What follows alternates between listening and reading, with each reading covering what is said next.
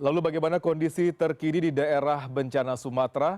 Sudah tergabung dengan koresponden CNN Indonesia Nova Naya Antaka yang saat ini berada di Kuala Simpang, Aceh Tamiang.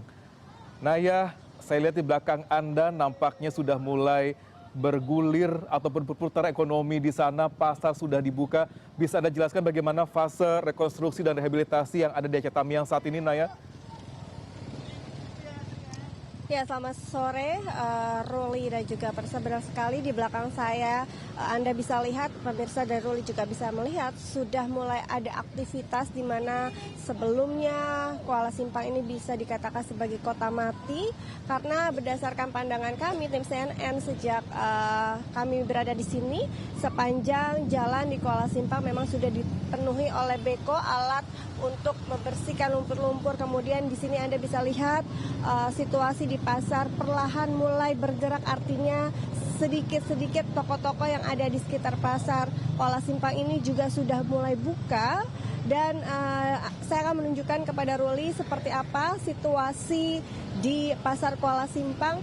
Di sini Anda dan juga pemirsa bisa lihat bahwa masih ada sisa-sisa lumpur, bahkan ada motor yang memang masih bisa dikatakan menjadi saksi pada saat banjir bandang ini menerjang Kuala Simpang yang memang dampaknya cukup luar biasa, parah, dan juga bisa dikatakan mematikan perekonomian di Kuala Simpang sendiri. Namun hari ini setelah 1 bulan bencana terjadi, perlahan ekonomi sudah mulai bergerak, artinya pasar sudah mulai kembali buka toko-tokonya, dan juga masyarakat juga sudah mulai bisa dikatakan ada harapan kembali untuk bangkit.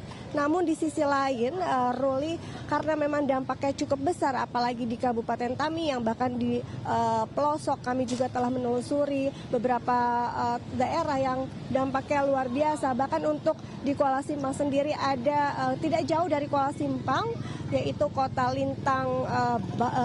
Lintang bawah sendiri ini memang masih keadaannya porak-poranda, artinya ada satu dusun yang memang tertimbun oleh kayu, sehingga memang kalau dikatakan pemulihannya bisa cepat, tentu saja ini butuh proses karena dampaknya yang luar biasa. Karena di satu dusun Kota Lintang itu saja bisa dikatakan lebih dari 80% kerusakan terjadi. Bahkan mereka mengatakan salah satu kebutuhan utama selain air bersih dan juga listrik adalah kebutuhan alat berat. Karena kalau ketika kami melihat langsung kondisi di sana, kayu-kayu yang sangat besar ini menutupi bahkan menghilangkan jajaran-jajaran rumah yang biasanya terlihat dengan jelas ini sudah tidak ada, artinya bisa dikatakan hilang.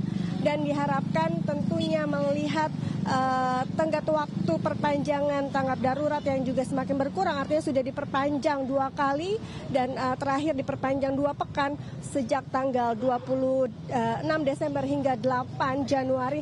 Tentunya pemerintah, semua kerjasama dari semua stakeholder ini juga harus lebih kerja keras lagi untuk bisa tantangan utamanya adalah bagaimana bantuan ini bisa tersampaikan secara rata, efisien, dan juga efektif. Karena tentunya masih banyak daerah-daerah yang memang kalau kita melihat banyak sekali Ruli bantuan yang datang, baik dari relawan, sepanjang jalan kita menelusuri Kabupaten Tamiang saja juga kalau kita melihat bahkan di jalan tol banyak truk-truk, mobil-mobil relawan yang datang. Namun sekali lagi bagaimana pemerintah dan juga pihak terkait bisa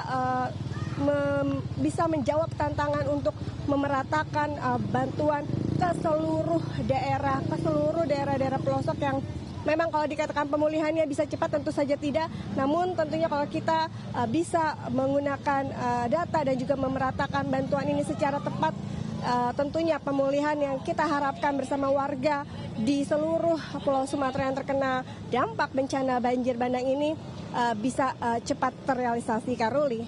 Baik, Naya, kalau saya lihat di belakang Anda beberapa mungkin bekas bencana banjir longsor masih terlihat di sana gitu. Apakah ada informasi kapan kiranya akan mulai dibersihkan dan apakah akan ada distribusi ataupun pengiriman alat berat lagi di wilayah Aceh Tamiang dan juga beberapa wilayah tadi Anda sebutkan masih 80% tertutup oleh lumpur dan juga balok kayu di sana, Naya?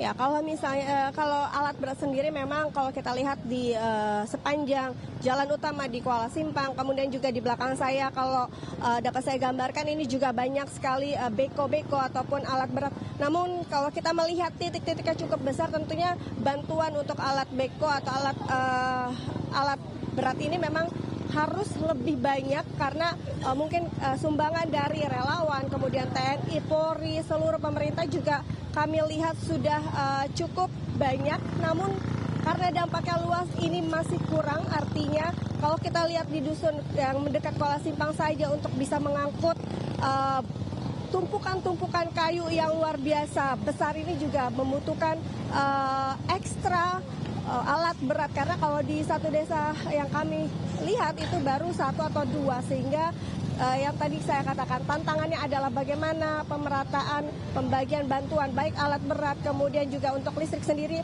perlahan juga sudah mulai kita katakan sudah mulai terpasang, namun memang masih belum merata, artinya untuk daerah-daerah yang terpelosok ini masih butuh waktu. Pertama tantangannya adalah akses, Ruli, karena musim hujan juga masih intensitasnya tinggi, artinya masih akses untuk menuju daerah-daerah ini agak sulit karena lumpurnya masih sangat tebal. Bahkan tantangannya di tempat saya melaporkan di jalan utama Kuala Simpang, jika tidak hujan, debunya ini kalau saya dapat gambarkan seperti kabut, artinya ini juga menjadi warning untuk masyarakat khususnya anak-anak kemudian lansia agar tidak terkena ISPA. Sehingga tentunya masih banyak PR yang memang harus dikerjakan bersama-sama, artinya butuh penanganan yang lebih ekstra serius lagi dari semua pihak agar pemulihan dan juga realisasi terkait penanganan bencana di Pulau Sumatera ini bisa cepat terrealisasikan dengan baik, Ruli. Baik, Novanaya Antaka melaporkan dari Aceh Tamiang, Aceh. Dan apa disampaikan oleh Naya tidak hanya rekonstruksi dari infrastruktur dan juga bagian ekonomi saja, namun bagaimana dampak ke depannya. Kata disampaikan debu sudah mulai banyak di sana dan juga intensitas hujan cukup sangat tinggi juga di sana. Perlu benar diperhatikan oleh pemerintah dan juga masyarakat setempat. Terima kasih Novanaya Antaka melaporkan dari Aceh Tamiang. Selamat bertugas kembali dan jangan lupa beristirahat di sana.